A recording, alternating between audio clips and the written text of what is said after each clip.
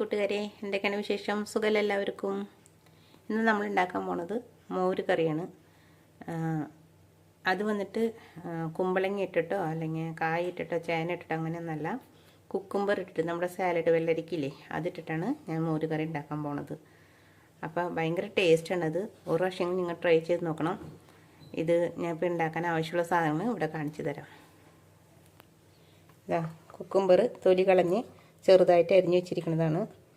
അത് രണ്ടെണ്ണം മീഡിയം സൈസാണ്. പിന്നെ വന്നിട്ട് മുളക് പൊടി ഒരു സ്പൂൺ, നമുക്ക് കളറിനൊക്കെയാണ് ആവശ്യമാണ്. ഇഞ്ചി ഒരു വലിയ കഷ്ണം ഇഞ്ചി, അത് ചെറുതായിട്ട് നീളത്തിൽ അരിഞ്ഞു വെച്ച് വെക്കാനും കുറച്ച്, അപ്പോഴാണ് ആ കറിയിൽ ഇടയ്ക്കിട്ട് കടിക്കുമ്പോൾ നല്ല ടേസ്റ്റ് ആയിരിക്കും. പിന്നെ മഞ്ഞൾപ്പൊടി ഒരര ടീസ്പൂൺ, തൈര് 1 കപ്പ്, തേങ്ങ ഒരു 3/4 കപ്പോളം തേങ്ങ വേണം. പിന്നെ വന്നിട്ട് ഉപ്പ്, പിന്നെ വെളിച്ചെണ്ണ താളിക്കാൻ, ഇത് കറി കാച്ചാനോ താളിക്കാൻ അങ്ങനെ പറയാം, താളിക്കാനുള്ളത്. പിന്നെ എന്നിട്ടെന്ന് വെച്ച് കഴിഞ്ഞാൽ ഇത് അരയ്ക്കാനുള്ള ഐറ്റംസാണ്. പച്ചമുളക്, ചുവന്നുള്ളി, വെളുത്തുള്ളി, കുരുമുളക്, ജീരകം, നല്ല ജീരകം. പിന്നെ ഇത് താളിക്കാൻ വറ്റൽമുളക്, കറിവേപ്പില, ഉലുവ, കടുക്. ഇത്രയും സാധനങ്ങളാണ് ഇതിനാവശ്യമുള്ളത്. ഇനി നമുക്കിത് എങ്ങനെ തയ്യാറാക്കണമെന്ന് നോക്കാം. ഇപ്പം നമുക്ക് ഒരു പാത്രം വെച്ച് അതിലേക്ക് എല്ലാം ഇട്ട് കൊടുക്കാം. വേവിക്കാനുള്ളത് കുക്കുംബർ ഇടാം, ഇഞ്ചി ഇട്ട് കൊടുക്കാം, പിന്നെ മഞ്ഞൾപ്പൊടി ഇട്ട് കൊടുക്കാം, ഉപ്പ് ആവശ്യത്തിന്,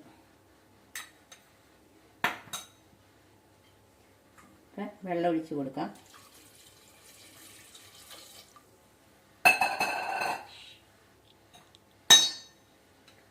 കുറച്ച് മുളക് പൊടി,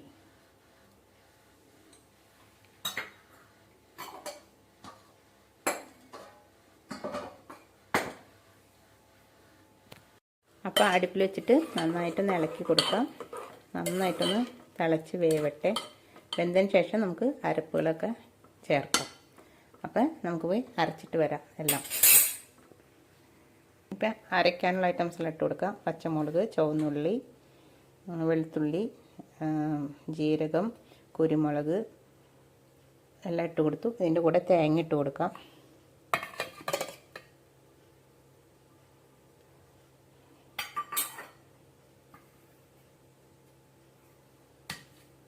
ഇതിൻ്റെ കൂടെ തന്നെയാണ് തൈര് ഒഴിച്ച് കൊടുക്കുന്നത്. വേറെ ഇതൊന്നും വേണ്ട, ഇതിൻ്റെ കൂടെ തന്നെ തൈര് ഒഴിച്ച് നന്നായിട്ട് അരച്ചെടുക്കാം. ലാസ്റ്റ് മിക്സി കഴുകി വെള്ളം അധികം ഒഴിക്കില്ല. ഇതിൽ ആവശ്യത്തിനുള്ള മിക്സി കഴുകിയിട്ടുള്ള കുറച്ച് വെള്ളം മാത്രം മതി.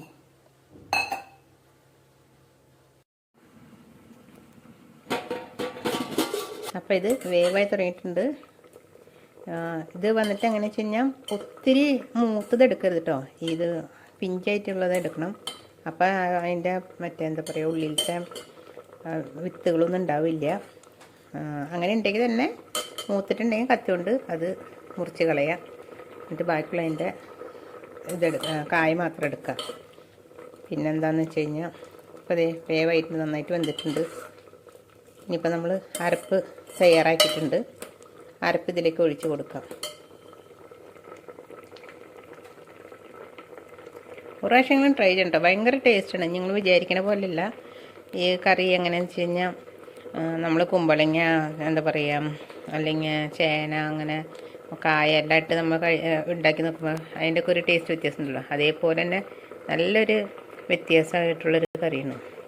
എന്നാൽ നല്ല ടേസ്റ്റാണ് താനും. നല്ല കുറുകി നന്നായിട്ടിരിക്കും കറി. അപ്പോൾ നന്നായിട്ട് അതിൻ്റെ വെള്ളമൊക്കെ നമ്മൾ ഒഴിച്ച് കൊടുത്ത വെള്ളമൊക്കെ ഒരു പരുവം വറ്റി നന്നായിട്ട് കഷ്ണങ്ങളൊക്കെ വെന്തിട്ടുണ്ട്. ഈ സമയത്ത് വന്നിട്ട് നമ്മൾ അരച്ചത് ഒഴിച്ച് കൊടുക്കാം. തേങ്ങ തൈരൊക്കെ അരച്ചില്ലേ അത് ഒഴിച്ച് കൊടുക്കാം. അത് റെഡി ആയിട്ടുണ്ട്. പിന്നെ എൻ്റെ വീഡിയോയിൽ കുറേ പേര് തമിഴിലും ഇടാൻ പറഞ്ഞിട്ട് കേൾക്കുന്നുണ്ട്. അപ്പം തമിഴിടാൻ പറഞ്ഞിട്ട് ചോദിക്കുകയാണ്. അപ്പോൾ ഇതിൻ്റെ ഇടയിൽ കുറച്ച് തമിഴൊക്കെ വരും. അവർക്ക് മനസ്സിലാവാൻ വേണ്ടിയിട്ടാണ്, വേറെ ഒന്നിനല്ല. ഇതിന് വേണ്ടിയിട്ട് 2 വീഡിയോ ഒന്നും തയ്യാറാക്കാൻ പറ്റില്ലല്ലോ. ഞാൻ തന്നെയാണ് വീഡിയോ എടുക്കുന്നതൊക്കെ. അപ്പോൾ അതിൻ്റേതായ ചെറിയ ബുദ്ധിമുട്ടുകളൊക്കെ ഉണ്ട്. എന്തെങ്കിലും ക്ലാരിറ്റി കുറവോ വോയിസിൻ്റെ ഇതുണ്ടെങ്കിൽ പ്രശ്നങ്ങൾ എല്ലാവരും ക്ഷമിക്കുക. കുറച്ച് കഴിയുമ്പോൾ ശരിയാക്കാം നമുക്ക്. പിന്നെ എന്താണെന്ന് വെച്ച് കഴിഞ്ഞാൽ അപ്പോൾ ഈ വീഡിയോ ഇട്ട് കഴിയുമ്പോൾ ലാസ്റ്റ് ഞാൻ തമിഴിൽ ഇതിൻ്റെ വോയിസ് കൊടുക്കുന്നതായിരിക്കും. ഇതെങ്ങനെയാണ് ഉണ്ടാക്കണമെന്നുള്ളത് അവർക്ക് മനസ്സിലാവാൻ വേണ്ടിയിട്ട്. കുറേ പേര് ചോദിക്കുന്നുണ്ട് തമിഴിൽ ഇട്ട് തരുമെന്ന് ചോദിക്കുന്നുണ്ട്. അപ്പോൾ അതിന് വേണ്ടിയിട്ടാണ്. അപ്പോൾ നമുക്കിത് ഒഴിച്ച് കൊടുക്കാം. അരച്ചതെല്ലാം അരപ്പൊക്കെ ഒഴിച്ച് ചേർക്കാം. അരപ്പ് ഒഴിച്ചിട്ട് ഒത്തിരി തിളപ്പിക്കാൻ പാടില്ല. എന്നാൽ നന്നായിട്ട് ചൂടാവും വേണം. ഇളക്കിക്കൊണ്ടേയിരിക്കണം. നമ്മൾ തൈരും എന്താ പറയുക തേങ്ങയും എല്ലാം കൂടെ ഒരുമിച്ചിട്ടല്ലേ അരച്ചത്. അപ്പം പിരിയരുതല്ലോ, അതിന് വേണ്ടിയിട്ടാണ് പറയണത്.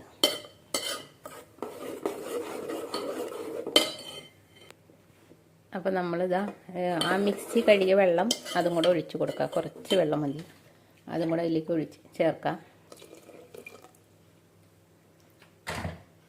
ഇപ്പോൾ വന്നിട്ട് നിങ്ങൾക്ക് കളർ കുറവാണെങ്കിൽ കുറച്ചും കൂടെ മഞ്ഞൾപ്പൊടിയൊക്കെ ചേർക്കാം കേട്ടോ. അതൊക്കെ നിങ്ങളുടെ ഇഷ്ടമാണ്. എനിക്കിത് മതി. പിന്നെന്താ പറയുക, ഇനി തിളയ്ക്കാതെ അങ്ങോട്ട് നോക്കണം. തിളയ്ക്കാതെ അതിങ്ങനെ ആവിയിൽ അങ്ങോട്ട് ആ കറി അങ്ങോട്ട് പൊന്തി വരണം. നല്ല കുറുകി വരും ഇത്.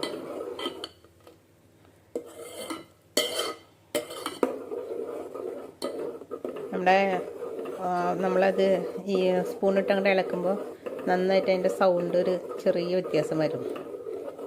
പദം മാറണതാണത് കറിയുടെ. നിറയെ പേര് കറിയായിരിക്കും മോര് കറിയൊക്കെ വയ്ക്കണത്. പക്ഷേ എൻ്റെ രീതിയിലും എൻ്റെ സ്റ്റൈലിലും ഞാനായിട്ട് ഉണ്ടാക്കുന്നതാണിത്. അപ്പോൾ ട്രൈ ചെയ്ത് നോക്കാം. എൻ്റെ ഫുഡ് എന്തായാലും നിങ്ങൾ ട്രൈ ചെയ്ത് നോക്കിയാലേ നിങ്ങൾക്ക് അതിൻ്റെ ടേസ്റ്റും കാര്യങ്ങളും അറിയുള്ളൂ. വെറുതെ കണ്ടുകൊണ്ട് മാത്രം നമുക്കൊന്നും അറിയില്ലല്ലോ. ഒരു പ്രാവശ്യം ട്രൈ ചെയ്ത് നോക്കിയിട്ട് ഇഷ്ടപ്പെട്ടെങ്കിൽ നിങ്ങൾ കമൻറ്റിൽ വന്നിട്ട് ഞങ്ങൾക്ക് ഇഷ്ടമായി അല്ലെങ്കിൽ ഇഷ്ടമായില്ല, അതിൻ്റെ കുറവുണ്ട് അങ്ങനെ പറഞ്ഞു കഴിഞ്ഞാൽ എനിക്കത് കുറച്ചും കൂടെ ഈസി ആയിരിക്കും എല്ലാ കാര്യങ്ങളും. അപ്പം നിങ്ങളത് ടേസ്റ്റ് ചെയ്ത് ഒന്ന് ഉണ്ടാക്കി ഒരു പ്രാവശ്യം ഉണ്ടാക്കി ട്രൈ ചെയ്ത് നോക്കിയിട്ട് നിങ്ങൾ പറയുക. പിന്നെ ഒരു നുള്ള് പഞ്ചസാര ഇട്ട് കൊടുക്കുക. അതെന്തിനാണെന്ന് വെച്ച് കഴിഞ്ഞാൽ നമ്മുടെ തൈരിൻ്റെ പുളിപ്പൊക്കെ ഒന്ന് ബാലൻസ് ചെയ്യാനാണ്. ഇത്രയും മതി. പിന്നെ ഒരു കാര്യം, തൈര് ഒത്തിരി പുളിച്ച തൈര് എടുക്കരുത് കേട്ടോ. ഇതിന് നമ്മുടെ മറ്റേ മിൽക്ക് മിസ്റ്റിൻ്റെ ഞങ്ങൾ എന്താ പറയുക മറ്റേ പാക്കറ്റ് തൈര് ഇതില്ലേ, എന്താ പറയുക പാക്കറ്റും കിട്ടും കപ്പിലും കിട്ടും. അതെടുക്കുന്നതായിരിക്കും കുറച്ചും കൂടെ നല്ലത്. നമ്മുടെ മിൽമയുടെ ഒക്കെ എടുത്ത് ഭയങ്കര പുളിപ്പായിരിക്കും. അല്ലെങ്കിൽ നമ്മൾ വീട്ടിൽ നാളെ മോര് കറി ഉണ്ടാക്കണമെങ്കിൽ ഇന്ന് തന്നെ തയ്യാറാക്കി വയ്ക്കാം.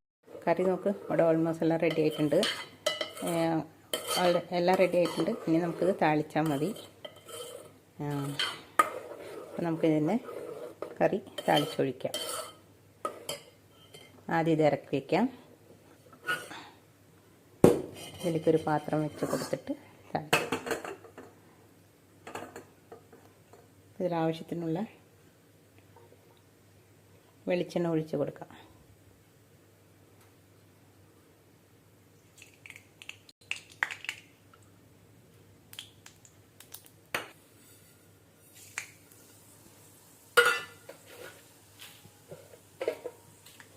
പിന്നെ ഇതിൽ ഞാൻ കായപ്പൊടി അങ്ങനെ സാധനങ്ങളൊന്നും ചേർക്കണില്ല കേട്ടോ. അതിൻ്റെ ഒന്നും ആവശ്യമില്ല. അല്ലാതെ തന്നെ നല്ല ടേസ്റ്റാണ് ഈ കറിക്ക്.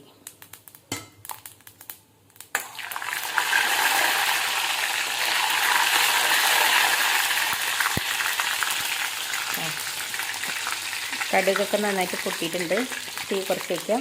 ഇതിലേക്ക് കറിവേപ്പിലും വറ്റൽമുളകും ചേർക്കാം.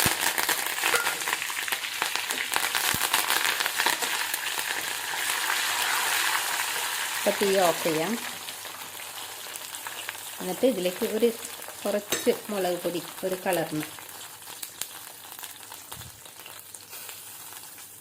ഇത്ര മതി. ഇത് കളറിന് മാത്രമാണ്. നമുക്ക് ഇത് കറിയിലേക്ക് ഒഴിക്കാം.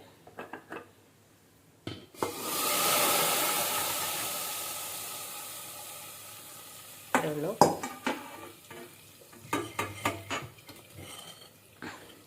മോര് കറി റെഡി ആയിട്ടുണ്ട്.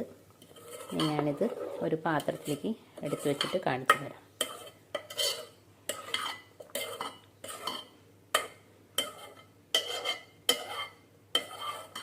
കണ്ടപ്പോൾ നിങ്ങൾക്ക് മനസ്സിലായിട്ടുണ്ടോ ഇതിൻ്റെ തിക്നെസ്സൊക്കെ കണ്ടോ? നല്ല കുറുക്കായിട്ടുള്ള കറിയാണ്. ഒന്ന് ആറുമ്പോൾ ഇനി ഇരുന്ന് ഒന്ന് കുറുകുന്നത്. ഇപ്പോൾ കണ്ട കറി നല്ല അടിപൊളിയായിട്ട് വന്നിട്ടുണ്ട്. ഇനി നിങ്ങൾ ഇത് തയ്യാറാക്കി നോക്കിയിട്ട് എന്നോട് പറയുക എങ്ങനെയുണ്ടെന്നുള്ളത്. പിന്നെ ഇനി തമിഴ് അറിയണവർക്കാണ്. எல்லாங்களும் நல்லா இருக்குங்களா? எப்படி இருக்கீங்க? நீங்கள் வந்துட்டு நான் இன்றைக்கி வந்து மோர் குழம்பு தான் தயார் பண்ணியிருக்கோம். உங்களுக்கு தேவையான பொருளெல்லாம் நான் இதில் கொடுத்துருக்கோம், வீடியோவில் காட்டியிருக்கோம். நீங்கள் அதில் பார்த்து புரிஞ்சுக்குங்க. அப்புறம் வந்துட்டு நீங்கள் ட்ரை பண்ணி பாருங்கள் இது எப்படி இருக்குன்னு. எல்லாமே நான் கொடுத்துருக்கேன். இதில் கேர்டு, கோகனட்டு, அப்புறம் வந்துட்டு என்னது பெப்பரு, ஜீரகம், அப்புறம் பூண்டு, சின்ன வெங்காயம், பச்சை மிளகு, தயிர் எல்லாமே போட்டு அரைக்கிறது. அதுக்கப்புறம் வந்துட்டு அது அந்த காய் வேகும்போது எந்த அளவில் போடணும் எல்லாமே நான் வீடியோவில் கிளியராக கொடுத்துருக்கேன். நீங்கள் கொஞ்சம் பார்த்து கற்றுக்குங்க. அதுக்கப்புறம் வந்துட்டு பார்த்து புரிஞ்சுக்குங்க. அப்புறம் வந்துட்டு குக்கும்பரில் தான் பண்ணியிருக்குது. நம்ம சாலட் வெள்ளரிக்கை இருக்குல்ல, அதில் தான் பச்சடி வெள்ளரிக்கை, சாலட் வெள்ளரிக்கை அதில் தான் பண்ணியிருக்கோம். அப்போ அது நீங்கள் ஒரு வாட்டி ட்ரை பண்ணி பாருங்கள் எப்படி இருக்குன்னு. உங்களுக்கு புரியுதுக்கோசம் தான் தமிழில் பேசியிருக்கேன் நான். ஃபஸ்ட்டு இதை ட்ரை பண்ணி பாருங்கள். ஏதாவது புரியலன்னா நீங்கள் கேளுங்க என்கிட்ட. கமெண்ட் பாக்ஸில் கூட கேட்கலாம், நான் ரிப்ளை தந்துடுறேன், ஒன்றும் பிரச்சனை இல்லை. இது வந்துட்டு ட்ரை பண்ணி பாருங்கள் எப்படி இருக்குன்னு. உங்களுக்கு ஓகே இருந்தால் நீங்கள் சொல்லுங்கள். எல்லாமே நான் கொடுத்துருக்கேன், வீடியோவில் கொடுத்துருக்கேன். என்னென்ன தேவை இருக்குது, எவ்வளோ தேவை இருக்குதுன்னு எல்லாமே வீடியோவில் கொடுத்துருக்கேன். அது மட்டும் நான் அதில் இங்கிலீஷில் போட்டுறேன் பேர். மற்றெல்லாம் நான் சொல்கிற மாதிரி நீங்கள் பார்த்து செஞ்சுக்குங்க. ஒன்றுமே இல்லை, காய் ஃபஸ்ட்டு வேக வைக்கணும். அது கூட இஞ்சி, மஞ்சத்தூள், கொஞ்சோண்டு மிளகாத்தூள் எல்லாம் போட்டு உப்பு போட்டு தண்ணி ஊற்றி நல்லா காய் வெந்ததுக்கப்புறம் நான் அந்த எல்லாமே சொன்ன பொருளுங்கள்லாம் போட்டு அரைச்சி அதுவும் இதில் மிக்ஸ் பண்ணி அப்புறம் தாளிக்க வேண்டியதான், வேறு ஒன்றும் இல்லை. ட்ரை பண்ணி பாருங்கள். பிடிச்சா கமெண்ட் போடுங்க. എല്ലാവർക്കും മലയാളീസിനും തമിഴ്ക്കാർക്കും എല്ലാവർക്കും എൻ്റെ വീഡിയോ കാണുന്ന എല്ലാവർക്കും 1000 താങ്ക്സ്. അപ്പോൾ അടുത്ത വീഡിയോയിൽ കാണാം.